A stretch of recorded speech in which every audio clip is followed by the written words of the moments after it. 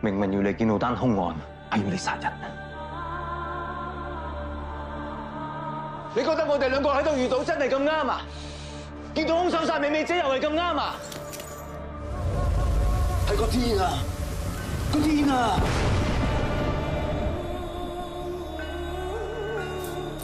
當之冚掛，你點樣會入絕路㗎？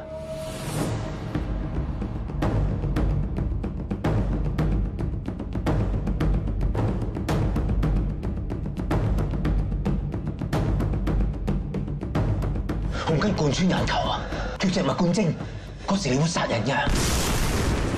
天羅地網，萬箭穿心，個天出招。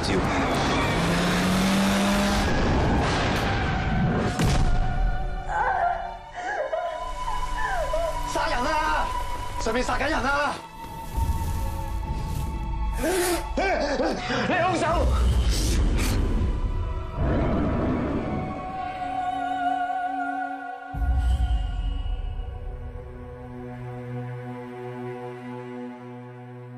對抗命運係人最大嘅悲劇。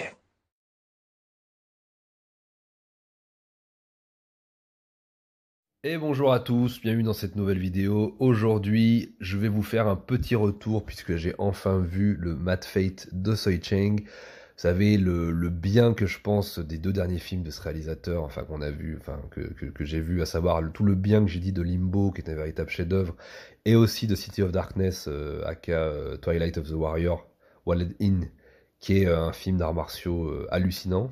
Donc là, il a fait un film entre les deux. Pardon, qui s'appelle Mad Fate, et qui est pas du tout un film d'action, qui est pas du tout un polar.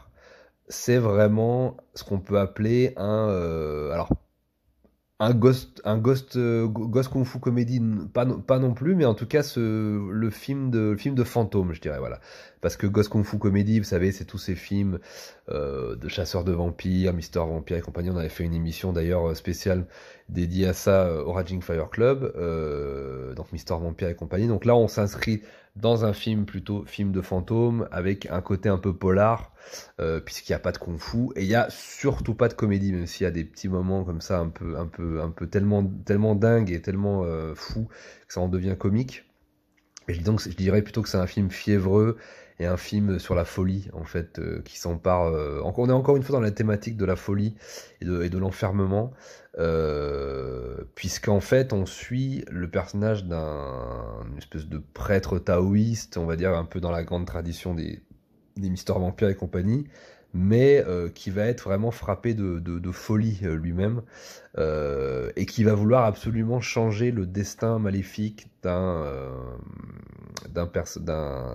des personnages principaux, et qui veut globalement, avec l'aide du feng shui, avec l'aide de la magie taoïste, changer en fait le cours des choses et le destin des gens, puisqu'il il arrive à percevoir plein de choses.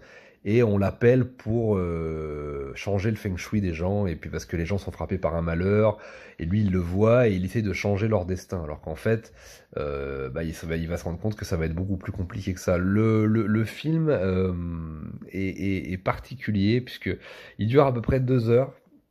Je me suis pas emmerdé en 2 heures, c'est vraiment un film que j'ai trouvé très bon, d'un point de vue du rythme, d'un point de vue de la réalisation. Alors encore une fois, hein, moi je trouve que le Tsui Cheng c'est un des derniers grands réalisateurs, enfin vraiment en termes de réal, il y a des trucs hallucinants, hein, qu'on n'a pas vu dans le cinéma de Hong Kong à ce point-là. Moi vraiment il y a des trucs là que je peux pas vraiment situer comme ça, mais de manière globale, il y a des choses visuellement hallucinantes, des plans du ciel, de la lune, tout le travail autour du son, autour de la lumière, il y a vraiment des choses incroyables. Moi je trouve que voilà, c'est encore une fois on est dans de la grande réal.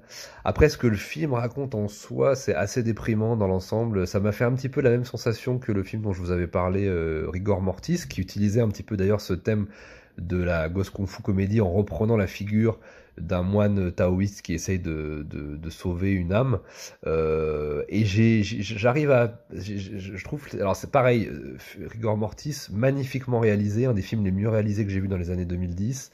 Voilà, les films ont 10 ans d'écart, 2013-2023, mais avec, je trouve, une noirceur sur sur le vraiment sur Hong Kong et sur la population hongkongaise et ce que les gens ressentent qui est assez étouffante et finalement qui manque tellement d'optimisme et tellement de lumière, même s'il y a quand même des lumières d'optimisme à la fin, on les mais il faut vraiment les apercevoir, c'est vraiment pas évident au premier abord, parce que ça dépeint quand même globalement des personnages de tarés, de psychopathes, c'est très glauque, on sent que le destin, on peut rien faire face au destin, que les personnages se battent contre le destin mais qu'ils arrivent rien à faire, etc., etc. Mais on en trouve quand même une petite porte d'ouverture à la fin chez Soi Chang, comme souvent, malgré le côté très sombre, très noir, très nihiliste, voilà, c'est très très très dur.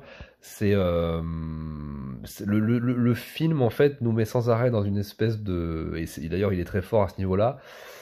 On est vraiment dans un film à suspense en fait, on est vraiment dans un thriller, dans le sens où on ne sait pas si les personnages vont se sortir de la malédiction ou non. En fait, on croit qu'ils vont s'en sortir à un moment, puis ça retombe, puis après ils s'en ressortent, puis ça retombe, et en fait on est dans une espèce de manège comme ça, de roller coaster, d'émotions, on ne sait pas où vont les personnages. Et je trouve que le film est bien réalisé, en plus d'être bien réalisé, et d'avoir un côté comme ça organique avec encore une fois Hong Kong, la ville, les personnages qui se rencontrent, etc. Il y a vraiment un truc très très cool à ce niveau-là.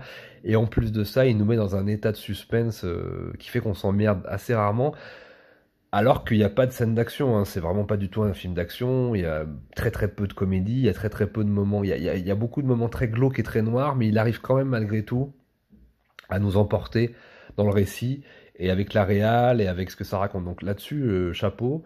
Les acteurs sont extraordinaires. Gordon Lam est excellent, même si vous allez le voir cabotiner comme jamais vous l'avez vu cabotiner. Il va cabotiner à mort puisqu'il interprète donc ce fameux prêtre taoïste, mais complètement fêlé. Et pareil, lui, en fait, on sait jamais si le personnage est fou, s'il tombe de plus en plus dans la folie, s'il fait exprès d'être fou, on sait pas en fait. Et alors on le sait à la fin, etc. Mais le film nous laisse dans une espèce d'incertitude comme ça, et on est vraiment avec l'incertitude de ces personnages. On a peur avec eux, on a peur pour eux. Et en fait, c'est vraiment un peu l'allégorie de la souris qui tourne sur elle-même au début de l'Enfer des Armes. Il y a un peu ce truc-là où le destin finalement choisit. On peut rien faire face au destin, mais on peut quand même faire quelque chose si vraiment on se bat pour. Donc il y a vraiment ce côté-là, et moi j'ai trouvé le film très bien. Évidemment, big up à mon frère Jonathan Asia, le fameux chat en 3D, en image de synthèse dégueulasse. Effectivement, moi ça m'a pas choqué parce que on le voit pas tant que ça. C'est un personnage important, le personnage du chat noir, avec le personnage principal qui est complètement aussi possédé par le mal. Donc c'est un des personnages intéressants et important du film. Mais moi ça m'a pas choqué parce que c'est vrai que voilà, il est pas très bien fait. Il y a plein de choses comme ça qui sont un petit peu, vous savez, un petit peu fait à l'arrache, mais dans l'ensemble quand même, j'ai trouvé que moi j'ai trouvé ça très bien. Avec ce petit goût quand même d'amertume à la fin où voilà, on est vraiment perdu avec les personnages, et c'est là que le film, je trouve, est très intéressant.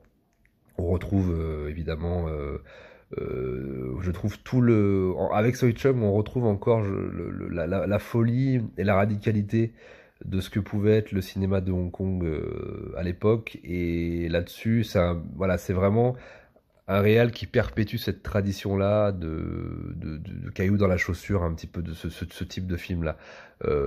Certes, Hong Kong a produit d'abord et avant tout du film à grand spectacle, mais il a aussi permis de sortir des œuvres qui sont assez rares au cinéma, et je trouve que des œuvres comme Limbo, comme Mad Fate en font partie.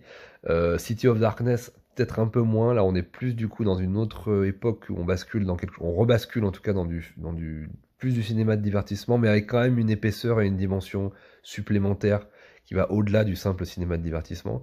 Mais je trouve que voilà, Mad Fate, si vous avez aimé Limbo et que vous aimez City of Darkness, si vous l'avez vu, bien sûr, je pense que vous allez trouver Mad Fate intéressant, ne serait-ce que pour le côté visuel, et puis pour l'efficacité du film et le fait qu'il nous emporte dans une histoire totalement folle de malédiction, mais où on est bien impliqué à l'intérieur. Voilà, c'est vraiment réussi. C'est très étonnant qu'il ait fait ce film entre un polar et un film d'arts martiaux, qu'il ait fait ça. C'est cool, et ça, montre aussi que c'est quelqu'un qui a envie de faire plein de films de plein de genres différents. Je veux dire, il est parti en Chine faire une trilogie sur le roi singe. Il a fait des kung-fu polars, il a fait des polars classiques, il a fait des films d'horreur. Là, on retrouve évidemment plus, on est plus dans le film d'horreur pour celui-là.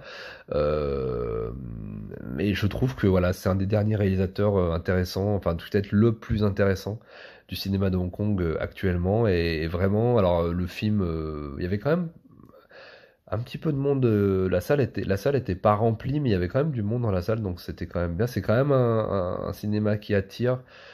Parce que c'est simple, c'est, je pense, un très très bon metteur en scène. Et je pense que déjà visuellement, les gens sont embarqués par la mise en scène. Je me rappelle que Limbo, il y avait eu beaucoup de monde quand le film était sorti en France, enfin, quand il était sorti dans les salles. Et je pense que City of Darkness va vraiment attirer du monde, parce que là, il y a cette dimension film populaire d'arts martiaux, etc. Donc qui va attirer le plus grand public, un public plus large. Mais Might Fate, voilà, film d'horreur, thriller. Moi que j'ai trouvé très chouette et qui m'a fait un petit peu repenser aux catégories 3 de l'époque du Hong Kong des années 70, 80, 90. Donc voilà, Mad Fate de Soi Cheng, c'est vraiment très très bien. Je vous le conseille vraiment malgré ses défauts. Je vous laisse là-dessus. Je vous dis à bientôt. Prenez soin de vous.